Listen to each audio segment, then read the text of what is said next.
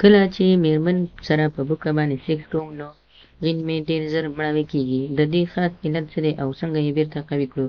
سلام ګران لیدونکو، هیله ده چې روغ جوړ او د صحت جامې مو پر تن وي. زه یو ځل بیا ستاسو په خدمت کې د یو نوي ویډیو سره حاضر یم. هیله ده چې د پام وړ مو وګرځېږي.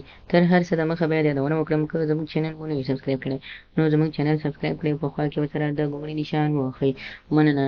څنګه چې زه میرمنه په بوکه کړم یعنې په بوکه سیکس کوم نو ذکر مې مړاوی کېږي. د اکثره خلکو دا خواهش وي چې میرمنې سره په څلور یا په بوکه سیکس وکړي، یعنې د شا له طرف نه ورسره سیکس وکړي. خو د اکثرو خلکو بیا یا ذکر وړوکی وي یا هم د داسې خلکو ذکر غټ وي خو چې کله د شا له خوا نه میرمنې سره یو ځای شي ذکر یې ډېر ژر مړاوی کېږي.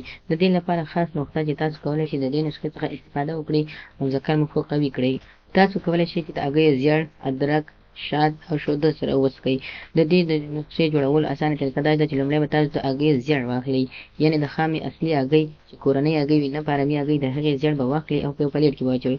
له هغه وروسته به تاسو وچ ادرک 15 ګرامه یا تر 10 ګرامه پورې واچوئ. دا مو چې واچوئ له هغه وروسته به تاسو چې کله دا دواړه به واچوئ له هغه وروسته به تاسو 2 چمچې ګبین یعنې شات، عسل چې ورته وایي اصلي شات باید ورته واچوئ.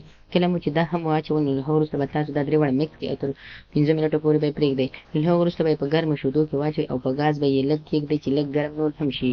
کله چې ګرم شو نو تاسو به یې واخلئ او په یو یخ ځای کې به یې کېږدئ.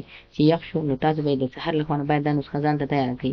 د سحر له خوا نه به یې تاسو په نهر یې وڅښئ چې هغه خلک چې دغه جنسي مشکلات هم لري هم حل به شي. کوم خلک چې د معدې تیزابیت او د وینې فشار لري یعنې د وینې غوړوالی هم لري دا به له منځه لرې شي او د منځه به لاړ شي. په توکل د خدای تاسو کولی شئ دغه نسخه استعمال کړئ او یو ځل یې امتحان هم کړئ. نو دغه په هفته کې تاسو 3 ځلې کولی شئ، یعنې په یو هفته کې چې 4 ورځې وي نو 4 ورځې نشئ کولی او 3 ورځې کولی شئ. هغه خلک چې ډېر کمزوري دي نو کولی شي 4 ورځې استفاده کړي او ترېنه ګټه واخلي. خدای دې وکړي ملګرو زموږ ویډیو خوښه شوې وي لایک کړئ، شیر یې کړئ، زموږ چینل هم سبسکرایب کړئ. مننه.